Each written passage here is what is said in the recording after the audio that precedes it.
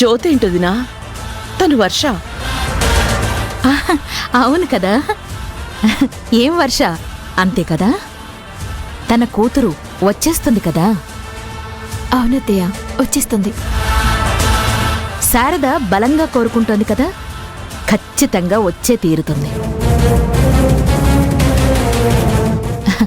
సరే సరే, మీరు కానివ్వండి. ఆవిడేంటి జ్యోతి అనుమానంగా మనల్ని చూస్తూ అలా మాట్లాడుతోంది? నువ్వు జ్యోతివని తెలిసిపోతుందంటావా? నువ్వు టెన్షన్ పడకమ్మా, తనకేం తెలీదు. మనమేమైనా బయటపడతామేమో అని అలా టెస్ట్ చేస్తుందంతే. నువ్వు కంగారు పడి బయటపడకు. నా బాధ అది కాదమ్మా.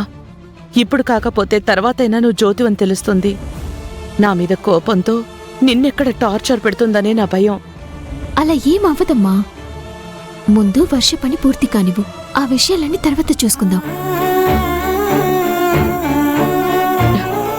తినమ్మా.